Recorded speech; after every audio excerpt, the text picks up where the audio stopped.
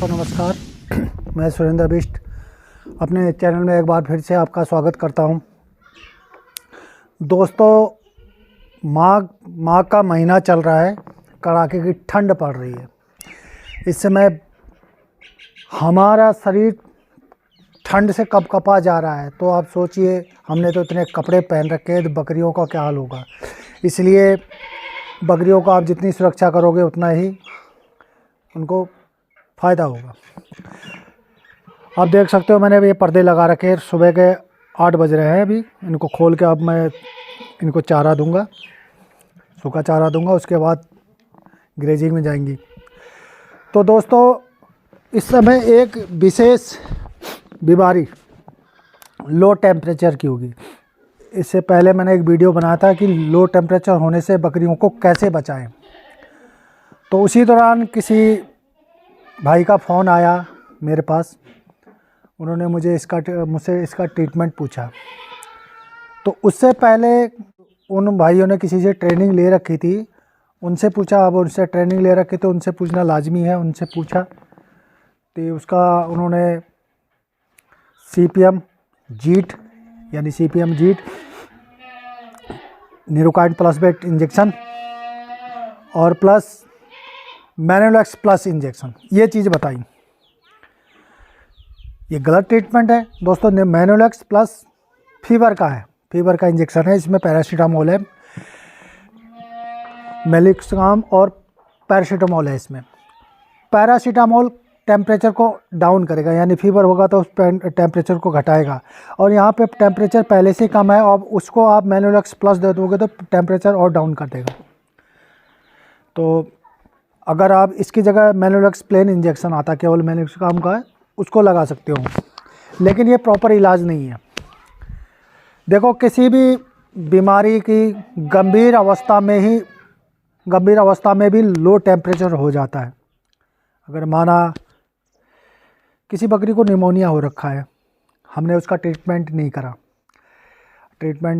देखते रहे, हमें नहीं मालूम था, देखते रहे तो आखिर में हमें देखेंगे उसको टेम्परेचर डाउन हो गया। एक एग्जाम्पल दे रहा हूँ, और भी अन्य बीमारियाँ हैं। तो मेरा फर्स्ट है कि किसी भी बीमारी की लास्ट अवस्था में ही टेम्परेचर डाउन होता है, नंबर 1। नंबर 2, विटामिन और मिनरल की कमी के कारण भी टेम्परेचर डाउन होता है। इसलिए मेरा ये कहना है कि आप उनके फीड में सारी चीज़ ऐड करते रहिए, कभी बकरी को टेम्परेचर डाउन होगा ही नहीं। इससे पहले आपको वीडियो में बता चुका हूँ और उसके बारे में पूरी जानकारी दे चुका हूँ। तो दोस्तों, अगर कभी भी आपका कोई टेम्परेचर डाउन हो जाए, किसी गोट का, किसी बकरी का या मेमने का, अगर आप ड्रिप चढ़ा सकते हो यानी सलाइन चढ़ा सकते हो तो, अगर नहीं चढ़ा सकते हो तो किसी वेटनरी डॉक्टर के पास जाइए, उससे कहिए ड्रिप चढ़ाए। अगर वो चीज़ ना हो तो मैं इंजेक्शनों के बारे में बता दे रहा हूँ। मैं पूरे इंजेक्शन बता दूंगा, आप उनको लगाइए, रिजल्ट मिलेगा। और साथ में उसे हीट दीजिए। फर्स्ट इंजेक्शन है न्यूरोकाइन प्लस बेट इंजेक्शन है। अगर ये है तो इसको लगाइए। इससे बेटर है मैकोवेट एक्सल 1 ml 20 kg मैकोवेट एक्सल है, और न्यूरोकाइन प्लस बेट 1 ml 15 किलो पे 1 ml। दूसरा इंजेक्शन है ट्राइबीवेट विटामिन B1 का समूह है, विटामिन B का समूह है, उसको लगाइए 1 ml 10 kg। 2 हो गए। तीसरा इंजेक्शन कैल्सीवेट यानी कैल्शियम का इंजेक्शन, उसको लगाइए। चौथा इंजेक्शन है फास्फोरस का इंजेक्शन, जिसको कहते हैं टोल्डिंग फॉस का इंजेक्शन है। साल्ट है टोल्डिंग फॉस और इंजेक्शन का नाम है टोनोफॉस्फोन। 5वां है विटामिन ADEH, ये इसके इंजेक्शन। आप विटामिन ADEH में बेटर सबसे बेस्ट मानता हूँ V5 का इंजेक्शन है। 1 ml 30 किलो पे 1 ml लगाया जाता है। और अगर बकरी गाभिन है तो आप मोनोसेप एंटीबायोटिक लगाइए। एंटीबायोटिक कब लगाना चाहिए? जब टेम्परेचर 99 तक हो। अगर उसे डाउन चले जाए तो एंटीबायोटिक नहीं लगाया जाता है। आप चाहो तो लगा सकते हो। और गाभिन नहीं है तो ऑक्सीटेट्रासाइक्लिन इंजेक्शन 1 ml 10 kg। ये लगाने के बाद अगर आप पे अगर ड्रिप चढ़ा सकते हो यानी बोतल चढ़ा सकते हो यानी सलाइन चढ़ा सकते हो तो आप जो है डेक्सोना आप डाल सकते हो अगर वो गाभिन नहीं है तो। अगर गंभीर अवस्था में है तो उसकी जगह हम आइसोफ्लूइड, एक कॉर्टिकोस्टेरॉइड इंजेक्शन है, उसको लगा सकते हैं। अगर नहीं है वो इंट्रामस्कुलर लगता है। अगर गाविन नहीं है तो ड्रिप में डेक्सोना, ट्राइबिवेट, न्यूरोकाइन और एंटीबायोटिक मिक्स करके एक ड्रिप चढ़ा सकते हो। और साथ में फिर वो चढ़ने के बाद फिर हम दूसरा ड्रिप और चढ़ाएंगे, दूसरी ड्रिप। और हमेशा बोतल लोगों की D5%, D5 बहुत अच्छा है, उसमें ग्लूकोज की मात्रा ज़्यादा है, और ग्लूकोज अगर बॉडी में मिल जाए तो एनर्जी मिलती है। एनर्जी, अगर शरीर में एनर्जी आएगी तो हीट आ जाएगी, यानी गर्मी आ जाएगी। तो D5 में दूसरी बोतल लेंगे। दूसरी बोतल में माइफेक्स आता है, एक बोतल आती है, कांच की बोतल होती है माइफेक्स, 1 ml 1 kg के हिसाब से। अगर हमारी बकरी 5 किलो की तो 50 ml उसमें से निकाल लिए और D5 में डाल दिए, और धीरे धीरे जैसे आदमियों को चढ़ता है, ड्रॉप बाय ड्रॉप, माइफेक्स को ड्रॉप बाय ड्रॉप चढ़ाते हैं।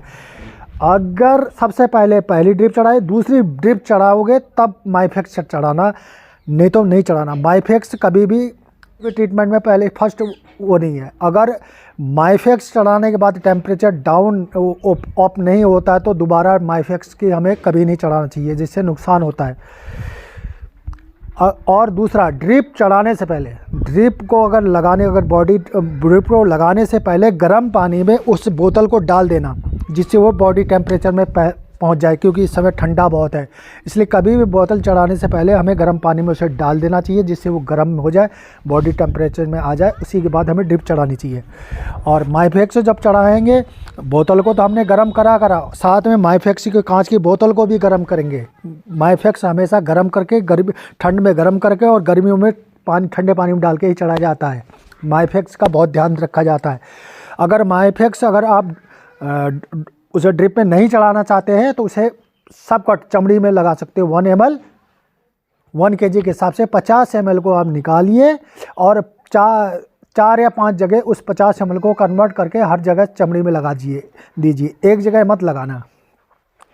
तो ये है पूरा इसका ट्रीटमेंट। उसके बाद हम क्या करेंगे, उसके बाद उसे गरम हीट देंगे, चाहे वो आग की हीट दो या उसे ढक के रखो, उसके दोनों साइड गरम करके उसके दोनों साइड रख दो, जिससे उसे बॉडी में गर्मी मिले और वो हीट में आ जाए।